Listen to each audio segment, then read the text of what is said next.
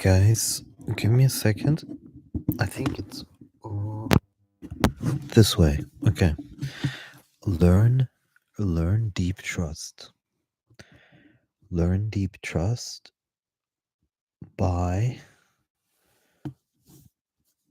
removing the banana from your shirt. No, by letting everything come and go as it wants to come and go. I'll give you an example.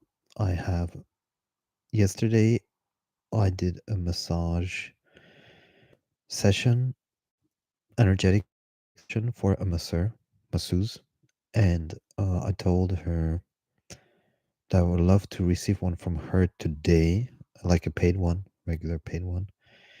And she said she would get in touch with me to figure out exactly what time for this afternoon. And she didn't get in touch with me. And now comes the most important part.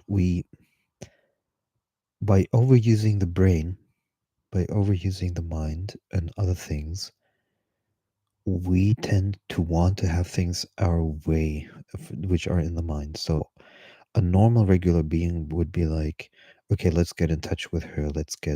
I want the massage. Let's make the appointment. But the trick is to understand that everything that you let go, which is not meant to happen at that point in time, opens the space and time for something else to happen.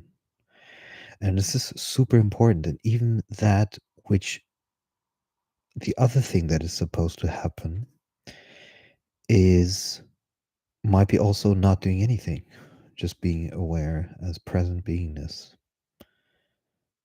not thinking anything, not doing anything. Maybe that's more important at that moment in time.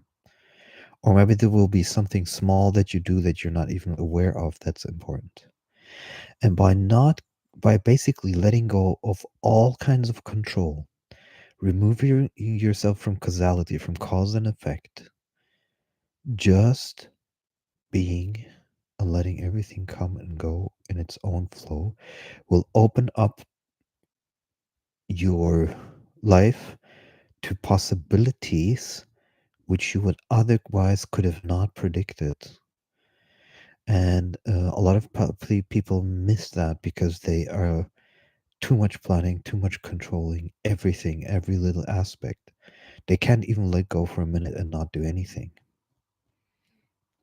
And that's the extreme, of course. But even this idea, like, for example, you're supposed to meet someone, you're supposed to do something, there's supposed to be an appointment, or maybe you're not catching a flight, or you're not catching a cab, or you can't come on time. Just let these things go and be open to the possibility that in that space time something new opens up, even if it's tiny, if it's a minuscule. It's the butterfly effect that's important. There's something that might be happening which is of more importance without you knowing that it's more important. And that's why the universe is actually breaking up whatever else was supposed to happen. So, for example, I like this one yoga teacher a lot. Okay, I really like her a lot, like a lot. But she doesn't see it. Okay, it's not registering on her frequency, and I learned that I'm just not gonna let it go. And I know that space time will fix whatever needs to be fixed, and maybe there's something else that I need to experience. Because I could tell you tons of things that I would have not experienced if I hadn't left from her place. There's tons of things. So everything comes in its right space time. And I think to get out of this causality paradigm thing where we have certain way of thinking and certain way of behaving, to completely step out of it by allowing the real magic in. And the real magic only comes with completely letting go and not judging the situation. Never judge a situation, even if you're displeased, because something new might be building up. You're not unaware of it. And the same thing with don't push your body too much, because people push their body all the time too much. If it doesn't want to, it doesn't want to. There's no need to force it.